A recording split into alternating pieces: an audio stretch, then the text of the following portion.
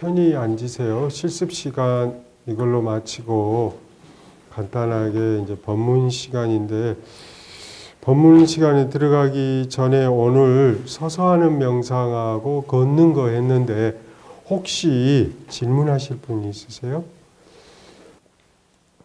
거기 지난주 시간에 그 사마타 그 집중 명상을 이야기했어요. 집중이라고 하는 것은 어떤 특정한 대상에 마음을 두어서 흔들림이 없는 것, 그것을 집중 명상이다 그랬어요. 그러면 특정한 대상이라는 게 뭐냐? 빨래할 때는 빨래하는 게 특정한 대상이 되는 거고, 수학 문제를 풀 때는 그 수학 문제를 푸는 게 특정한 대상이 되겠습니다.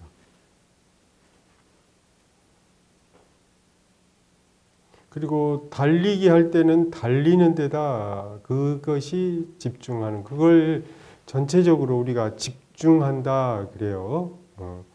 축구 시합을 하더라도 축구 게임에 집중하라, 집중하라, 이제 이런 이야기를 감독들이나 코치들이 하듯이, 그리고 골프를 친다고 하면 그 골프, 또 탁구를 한다면 탁구 공에 이게 특정한 대상에 주의를 두는 것을 집중한다 이렇게 이야기해요. 그래서 특정한 하나의 대상에 마음이 집중이 돼서 흔들림이 없다. 이게 첫 번째 조건이에요. 하나의 대상.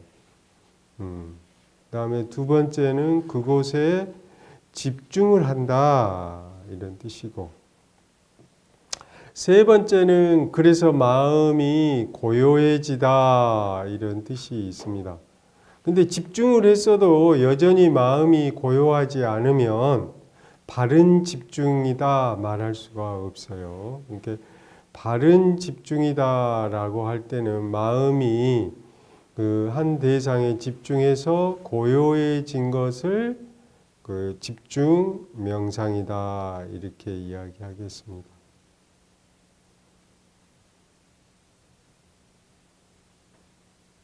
그러면 축구 경기를 할 때 집중하면 마음이 고요해진가요? 고요해진 상태라고 말할 수 있어요.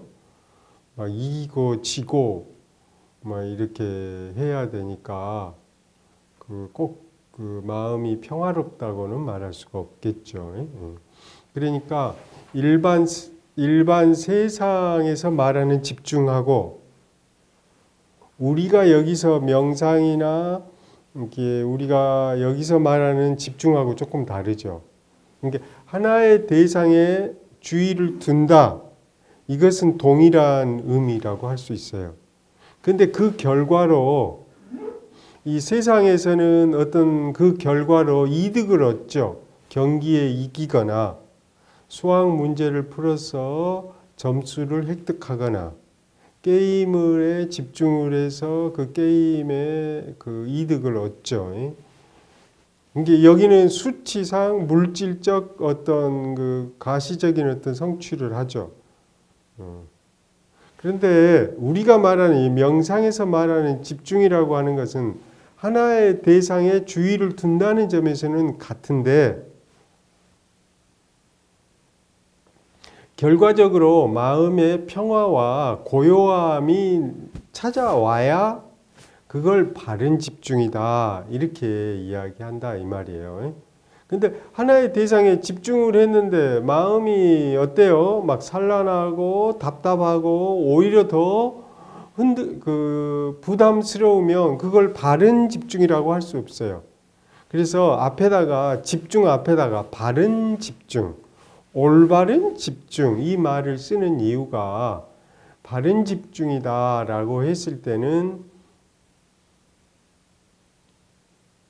이렇게 마음의 평화와 고요함을 경험하는 것을 가리켜서 바른 집중이다 이렇게 이야기하겠습니다. 그래서 이 사마가 평화로운 그런 뜻이 이 사마타가 빨리어인데 이게 사마가 바르다, 마음의 평화, 균형 이런 뜻이고 타는 그렇게 되다, 마음이 고요한 상태로 되어지다 이런 뜻이죠. 그래서 어떤 대상에 집중해서 마음이 고요해지다 이런 뜻이에요. 그러니까 이 사마타라고 하는 것은 마음이 고요해지는 걸 사마타, 즉 집중명상이라고 부른다. 그렇지 게임을 해서 내가 이겨서 기쁘고 게임을 해서 져서 기분이 상하고 하는 것은 집중은 있지만 결과적으로 마음의 평화가 얻을 수 없기 때문에 오히려 막 스트레스를 받거나 또 이겨야 된다는 강한 압박감 때문에 오히려 부담감이 된다. 이런 경우는 집중은 있지만 마음의 평화를 얻은 것은 아니다. 그러므로 이것도 집중은 집중인데 바른 집중이라고 말하기가 어때요? 어렵다 이런 뜻이에요.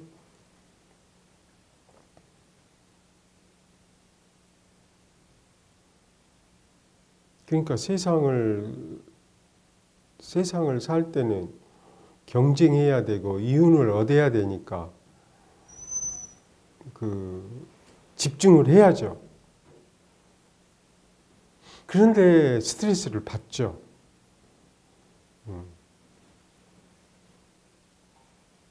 그러니까 부담도 스럽고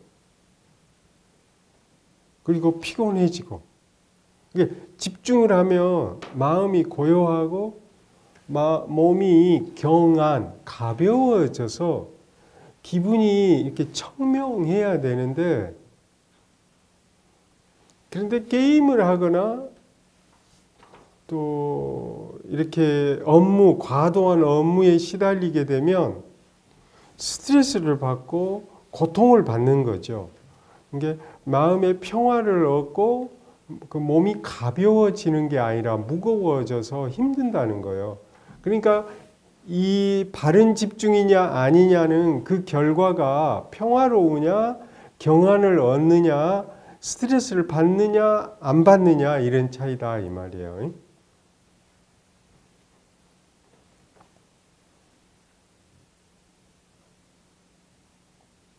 오늘이요, 우리 모구선원에 군법사님들이 오셨어요. 그래서 군법사님들이 상담을 한대요. 그래서 상담을 할 때 첫 번째가 친밀감 유지단 말이에요. 그래서 법사님들한테, 여러 법사님한테 물어봤어요. 친밀감 형성, 신뢰감을 형성하기 위해서 우리 법사님은 어떻게 하세요? 그랬더니 여러 가지가 나와요. 한 법사님은 같이 목욕탕을 간다나요? 그래가지고 군대니까 목욕탕에 가서 서로 떼밀어 준대요. 그러면 친해진다는 거예요. 그리고 부끄러워서 때를 안 밀어준 사람은 야, 그러면 내 등 좀 밀어라. 그래가지고 내 등을 밀게 한다나요? 예. 그러면 친밀감을 얻고 또 어떤 법사님은 차를 마신대요. 상담하러 오는 그 20대 초반의 그 장병들 있잖아요. 오면 차를 마시게 하고 음식을 같이 나누어 먹는데요. 그러면 어떠죠? 마음이 릴렉스가 되는 거지요. 그래서 마음이 이완이 돼요. 편안해져. 왜 그러냐? 차 마시고 음식을 함께 나누는 것만으로도 마음이 편안해지는 거죠.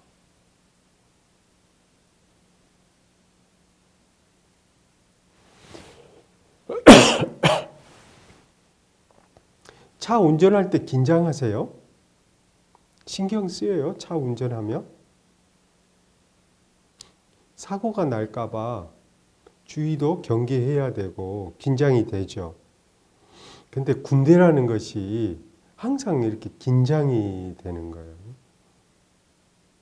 그래서 릴렉스, 릴렉스 하는 그런 상황이 없어.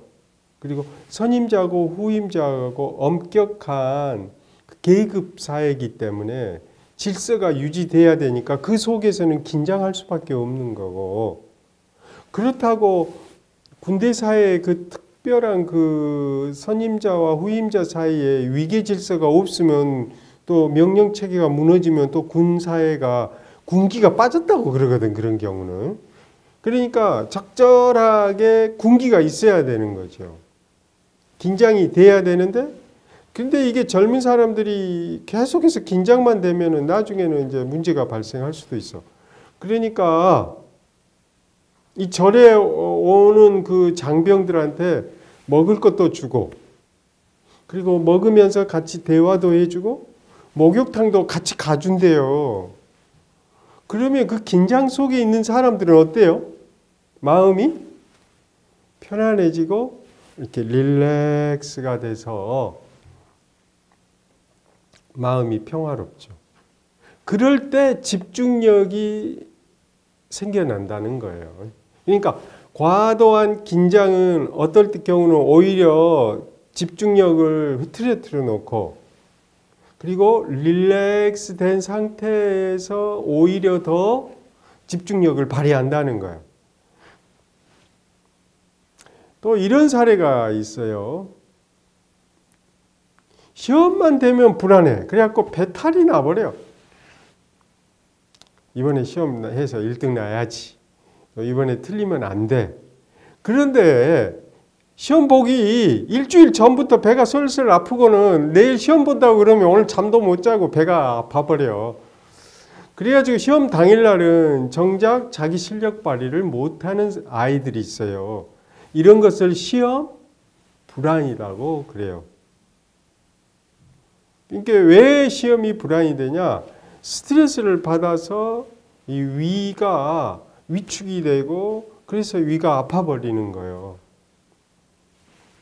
이런 사람들한테도 뭐가 필요하죠? 릴렉스, 이완이 필요한 겁니다. 따라서 한번 해볼래요? 릴렉스. 이완이 돼야 돼요. 그래서 이완이 된다는 말은 어깨에서 긴장이 풀고 자연스러워져야 된다. 물 흐르듯이 자연스러워질 때, 그때 집중력이 있다는 거예요. 이게 두 가지라. 집중을 하기 위해서는 하나의 대상에 집중하는 게 있어야 되고, 두 번째는 릴렉스가 돼야 돼. 이완이 돼서 집중이 가능하다는 거예요.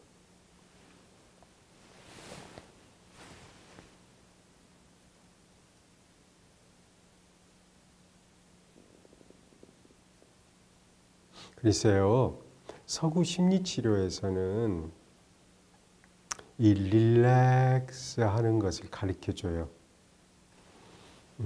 주먹을 쥐어보면 힘이 들어있죠? 한번 쥐어봐요. 쥐으면 이 상태는 어떤 상태예요? 예, 긴장 상태예요. 근데 이 상태를 하루 이틀 계속 막 1년 이렇게 유지하면 어떻게 돼요, 나중에는? 근육이 굳어져갖고 쓸 수가 없어요. 근데 우리 사람들은 실제로 이렇게 1년이고 2년이고 업무로 이렇게 계속 긴장 상태를 유지해. 그래가지고 나중에는 그 돌이킬 수 없는 상황이 되잖아요. 그러면 이걸 이완을 시켜야 할 때 어떻게 해야 하는 거예요? 이완할 줄을 몰라. 이럴 때 어떻게 해야 돼? 이완이 되죠. 여보세요. 주먹을 쥐었어. 저봐, 자선하고도 주먹을 쥐고 있잖아요. 주먹을 쥐고 있으면 긴장이 돼 있단 말이에요. 이걸 어떻게 해야 돼요? 이거 펴셔야 돼요. 이렇게 펴고 손을 어떻게 해야 돼요? 천천히 내려놓으셔서, 그리고 양 어깨가 어때요? 어깨에서 긴장을 푸셔야 됩니다. 슬금슬금 움직여서. 이렇게 하는 것을 근육이완이다 그래요. 근육이완. 근데 이것을 점진적으로 체계적으로 하기 때문에 점진적 근육이완 혹은 체계적 근육이완 이렇게 하는 거예요. 그래서 대부분 이것을 누워서 이 근육이완을 훈련을 해. 그런데 근육이완을 제대로 하려면 그때 뭐가 필요하냐? 호흡이 필요한 거예요. 숨 들여 마시고 내쉬어봐요. 내쉴 때 이때가 이완이 되는 거예요. 한번 해봐요. 숨 들여 마시면 긴장이 돼요. 근육에 긴장이 오는 거 해봐요. 그럼 긴장이 오죠. 숨이 들여 마시면. 내려놔봐요. 천천히. 네. 그러니까 이 몸이 있으면 호흡이 들어오면 이게 팽창이 되면서 근육이 긴장이 되는 거죠. 그리고 산소가 공급이 되니까 온 피 안으로 산소가 공급이 돼서 전 근육에 전달이 되죠. 그러니까 이런 상태는 긴장 상태가 돼요. 그러다가 호흡이 나가면 어때요? 힘이 빠지죠. 어깨에서도 힘도 내려가고 횡격막도 내려가면서 올라가면서 이완이 되는 겁니다. 그러니까 집중명상이다라고 하는 것은 심리적으로 보면 하나는 이완을 뜻하고 다른 하나는 주의가 하나의 대상에 집중하는 거예요. 그래서 결과적으로 어떻다는 거예요? 세 번째가 평화를 얻게 된다. 이런 뜻이 있겠습니다. 그런데 아비담마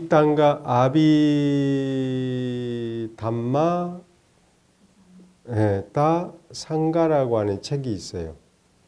그 책에서는 집중을 이 사마타를 세 가지 단계로 설명을 하고 있어요. 오늘 그걸 설명을 하려고 하는데 첫 번째는 준비예요. 준비기인데 뭔가에 내가 집중해야겠다. 그러려면 어떻게 해야 돼요? 한 생각에 일념하면은 모든 걸 이룬다고 그랬잖아요. 못 이룰 일이 없다. 이걸 뭐라고요? 한자성어로?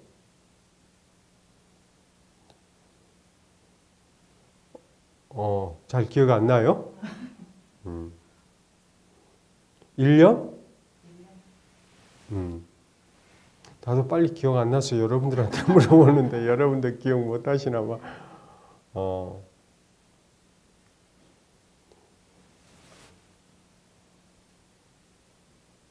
한 생각을 집중하면 무엇이든지 이룰 수 있다는 거예요. 근데 그때 집중한다는 뜻은 무슨 뜻이냐면 딴 생각을 하지 않는다는 거예요. 그래서 준비기는요. 첫 번째는 다른 생각을 하지 않는다는 거예요. 이렇게 마음에 하나만 생각한다. 빨래 할 때는 무엇만 하는 거예요? 빨래만 하는 걸. 그걸 집중한다. 그걸 준비기라 이거예요. 안 그런가요? 우리가 집중한다라고 했을 때 그 하나만 생각하는 거예요. 달새는 달만 생각하는 거예요. 공부하는 사람은 공부만 생각하는 거예요.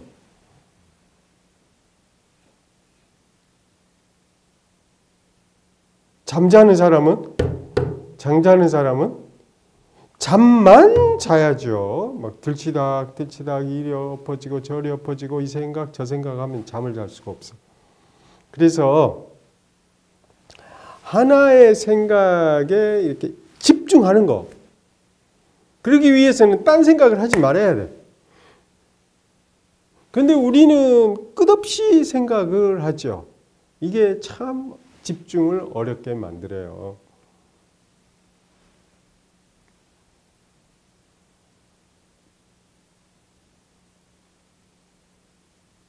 근데 성공한 사람들은 집중력이 높대요. 끈기와 인내가 있어. 왜냐하면 딱 하나만 생각하거든. 이것저것 생각 안 해. 매우 단순하게 딱 하나만. 그리고 그걸 이루는 거죠. 그런 점에서 이 집중해라, 집중하라 이런 이야기를 하는 이유가 그거 있어요. 그래서 딴 생각하지 말고 집중하라. 이거고. 이게 첫 번째고요. 두 번째는 그 대상에 충분하게 몰입을 해라. 충분하게 그 대상을 어떻게 해라? 충분하게 느껴라. 그 대상 속으로 들어가서 그 대상을과 이렇게 충분하게 느끼고 경험하고 받아들여라. 이런 뜻이 있어. 우빠짜라라는 말인데, 우빠짜라는 말인데 그 위로 옮겨가서 그곳에 머물러 충분하게 느껴라. 이런 뜻이 있는 거예요. 두 번째는. 여보세요. 음식을 먹을 때 어때요? 음식을 먹을 때 그 입안에 있는 음식의 맛에 그곳으로 가서 그 음식의 맛을 충분하게 느껴라. 그게 집중 명상의 의미다 이 말이에요. 그래서 그 맛을 충분하게 이렇게 느끼는 거예요.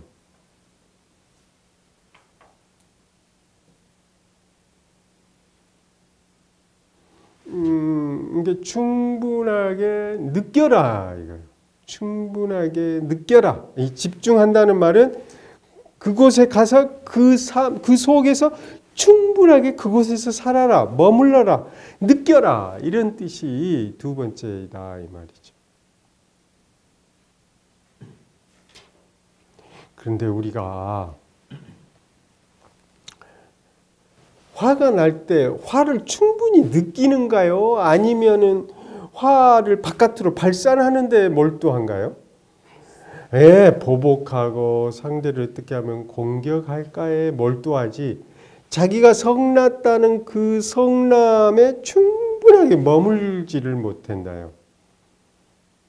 만약에 여러분들이 슬퍼한다. 그러면 슬픔 속에서 충분히 슬픔을 느낄 수 있는가? 그러면 집중이 되는 거죠. 슬픔에 집중하는 거예요.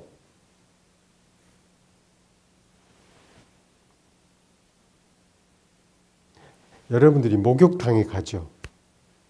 그러면 목욕탕에 가서 따뜻한 물 속에 들어가서 그 따뜻함을 충분히 느껴보나? 어떤 사람은 그걸 즐기더라고. 그것도 중독인가요? 그래가지고 그 따뜻함 속에서 그 따뜻함을 내가 온전히 온몸으로 받아들이고 그 따뜻함을 충분하게 느끼는 것. 그것이 집중이다 이거예요. 그래서 이 세상을 산다고 하는 것은 그렇게 충분하게 느끼는 거예요. 근데 우리 한국 사람들은 어때요? 너무 빨리만 해가지고 충분히 느끼는 시간을 못 갖는데 문제가 있는 거예요. 굉장히 주의가 산만한 거지. 느긋하지가 않아. 여기 오늘 우리 박명석 우리 팀장님이 안 왔는데 박명석 팀장님이 그 옛날에 그 언론 그 방송에서 근무를 했는데 엄청 타이트하고 그리고 날새기가 많고 그렇대요. 우리 한국 기업체들이 다 대부분. 근데 영국을 갔대요. 영국을 갔는데 거기 가니까 너무 어때요? 릴렉스하고 유럽에 갔더니 유럽 사람들 느긋하고 아프리카를 갔더니 어때요? 거기는 더 그러더래요. 그리고 우리 학교에 양호영 선생님이라고 있는데 이분은 인도에서 공부했는데 저녁 초대를 했는데 저녁 초대 시간이 뭐 릴렉스 해가지고 한없이 이렇게 느려지는 거예요. 근데 한국 사람은 거기 가면 어때요? 답답하고 깝깝해서 견딜 수가 없었는데 나중에는 그 느긋함에 익숙해지니까 너무 좋더래요. 그랬는데 한 9년 살다가 한국에 오니까 어떻게 돼요? 한국에 적응이 안 되는 거예요.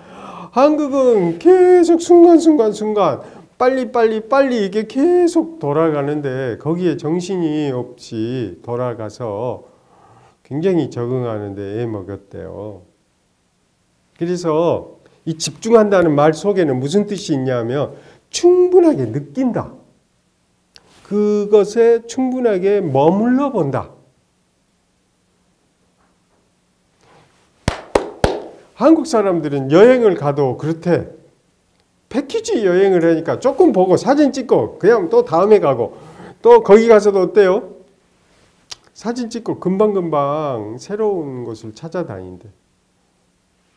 그래서 그곳에 머물러서 그 여행지와 그곳의 풍물과 그곳의 공기와 그곳의 흙냄새를 잘 안 느낀다. 충분하게 경험한다고 하는 건 충분하게 느낀다고 하는 것이 그 삶을 사는 거다.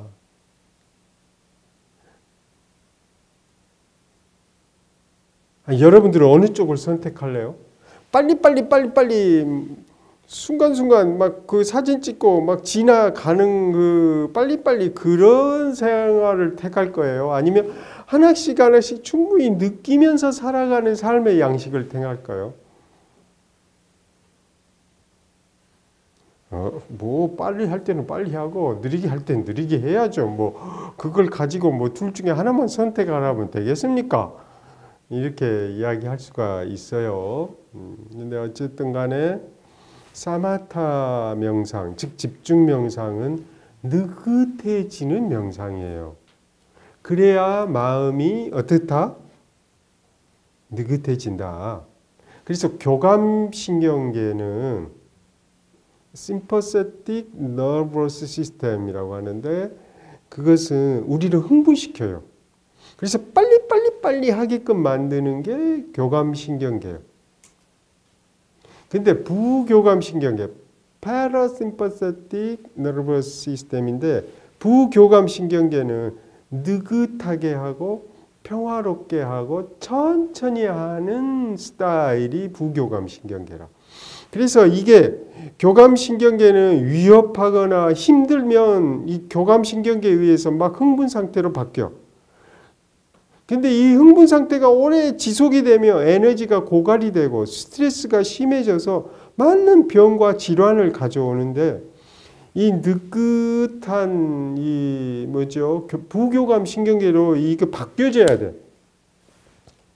근데 현대인들은 너무 많이 바빠서 이 부교감 신경계로 안 바뀌어지는 거예요. 그래갖고 계속해서 흥분 상태가 있어. 잠을 못 이루고. 그러니까 행복하지가 않다 이 말이에요.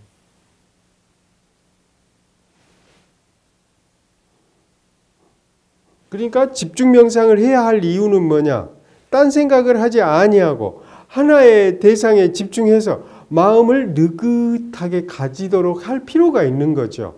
그래서 그곳에 충분하게 젖어들어서 그곳에 몰입된 상태를 집중 명상이라고 그렇게 부른다 이 말이에요. 그러니까 현대인들은 너무 빨리만 가고 성취 중심적으로 일 중심적으로 가니까 스트레스를 받는 거죠. 근데 이게 너무 과도하다는 거예요. 이 자본사회가. 그냥 사람들을 그냥 평화롭게 놔두지를 않아. 끝없이 생산해야 되고 끝없이 비교당해야 되고 끝없이 업무를 해야 되니까 그러면 살아남으려고 하면 어떻게 해야 돼요? 느긋하게 평화롭게 쉬어야 할 시간이 있어야 되는 거예요. 바쁘게만 돌아만 다니는 이것만 해가지고는 사람이 살 수가 없어. 반대로 너무 느긋하면 문제가 되겠죠. 이런 그룹들은 좀 빨리 할 필요가 있는데 우리 한국 사람들 너무 빨리빨리로 이쪽 영역으로 너무 많이 가 있기 때문에 의도적으로 하루에 한 번 정도, 하루에 몇 시간 동안은 혼자만의 시간, 홀로 느긋하게 있어야 할 시간이 있어야 돼. 그래야 내가 정신을 차리고 삶을 음미해 볼 수 있고 왜 살아야 할 이유도 체킹할 수가 있고 그래야 내가 행복해질 거 아닌가? 사마타 명상, 집중 명상, 우리 현대인한테 꼭 필요한 명상입니다. 방금 전에 조용하게 숨이 들어오면 내쉬면 호흡에 집중하면 저절로 마음이 느긋해지고 평화로워져요. 근데 이걸 꼭 집안에서만 할 이유는 없죠. 버스 타고 가면서, 지하철 타면서, 누군가의 업무 처리를 기다리면서 순간순간 흥분된 내 마음을 조용히 가라앉힌다면 오히려 이게 그 내 업무 능력과 나의 그 하고자 하는 일들을 더 잘 이루게 해준다.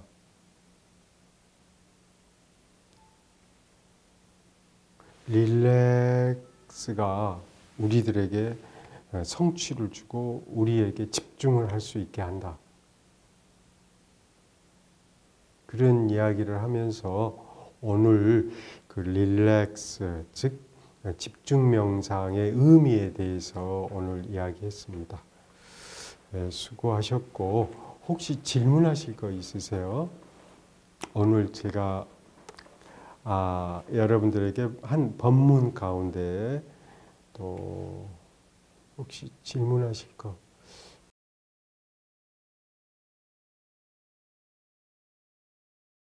이렇게 해야 돼요. 그러니까 첫 번째는 내가 화내게 있다는 걸 알아차림하셔야 되고요.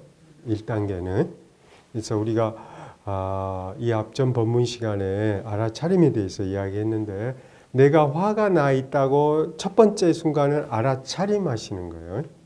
내가 지금 슬픔에 빠져 있다고 알아차림하는 거예요. 그래서 1단계는 알아차림을 하고 그 다음에 두 번째 단계는 그 화났다는 걸 충분하게 느껴보는 단계. 이럴 때 우리는 머물기 단계.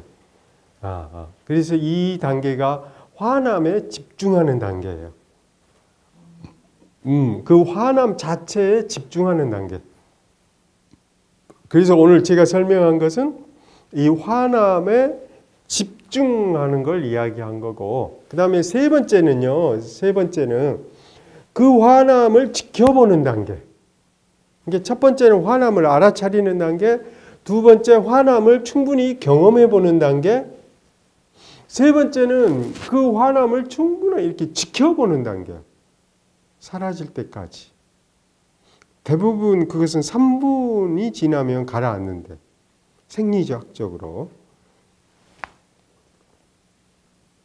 그러면 이 세 가지가 알아차리고 머물러 지켜보는 이 세 가지를 우리는 그 명상이다. 그래서 염지관 명상. 알아차리고 염, 머물고 지, 머물지.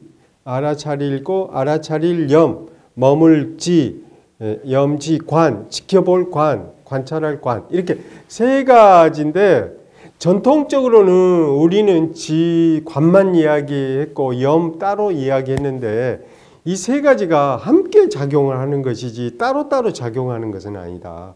그래서 저는 염지관을 이야기합니다. 그래서 성남을 알아차리고 그 성남을 머물러서 충분하게 느끼고 세 번째는 그것이 사라져가는 걸 지켜본다.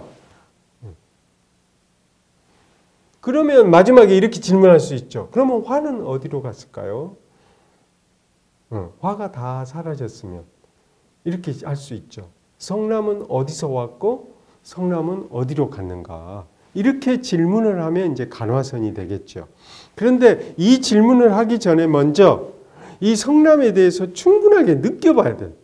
그래서 알아차리고 머물러 지켜보는 이 명상법이고, 그런 다음에 이 성남은 어디서 왔고 이 성남은 어디서 갔을까? 이런 질문이 가능하겠어요. 또 질문하실 거?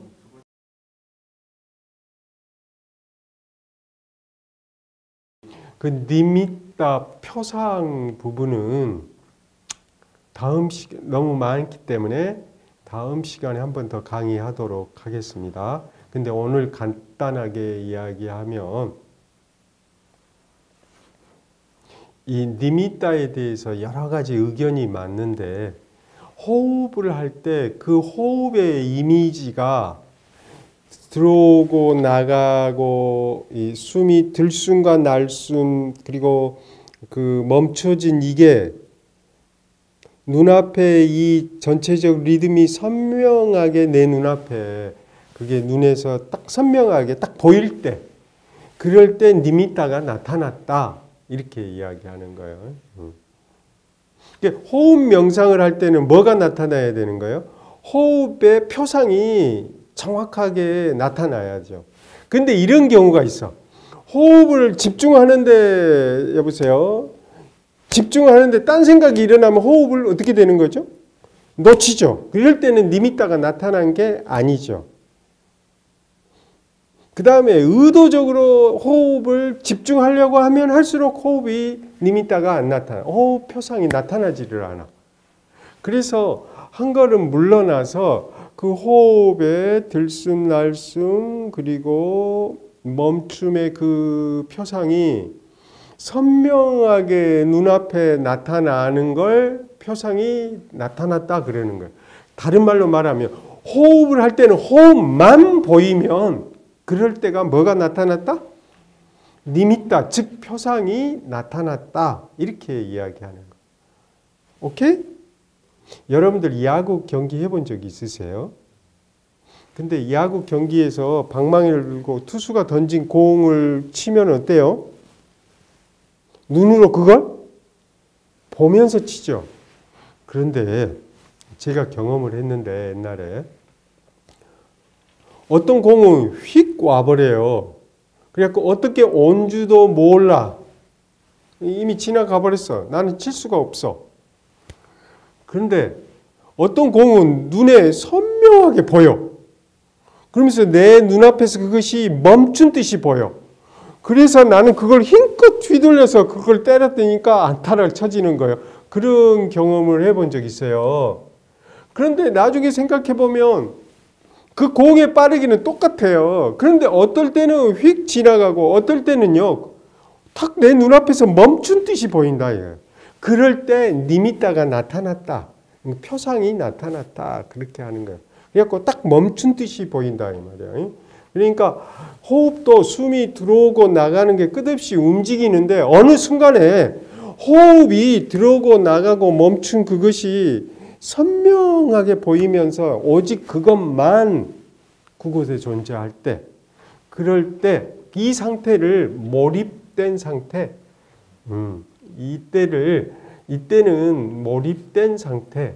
그러니까 처음에는 의도적으로 노력하는 단계고, 그 다음에는 어떻게 되는 거예요? 애써서 노력하니까 조금 됐다 안 됐다 됐다 안 됐다 이렇게 호흡에 집중하기는 하는데 호흡의 니미타 표상이 흐릿하게 나타나고 이런 시기가 있고, 세 번째 단계에 가면 그 표상이 선명하게 떠오른단 말이에요. 그 빠르게 오는 야구 공이 크게 보이고 딱 멈춘 듯이 어느 순간에 보인다니까요. 그러니까 칠 수가 있죠. 안타. 그와 마찬가지로 호흡 수련을 하게 되면 호흡이 선명하게 보이고 그리고 다른 생각이 끼어들 수 없어요. 그것이 선명하게 나타납니다. 그러면 어때요? 마음이 차분해지고 고요한 이런 상태를 선정 상태다. 이것을 삼마디다. 이렇게 이야기하죠. 이런 상태가 나타날 때를 그 제3선에 든다 그래요. 그래서 처음에는 그 초기 1단계, 2단계, 3단계, 즉 3단계에 가야 선정의 세 번째 단계에 들어갈 때 이 표상이 나타난다. 즉 이때 쌌띠 표상이 선명하게 나타난다. 이렇게 경전에는 이야기하고 있습니다. 근데 그런 상태에 여러분들 경험하셨나요?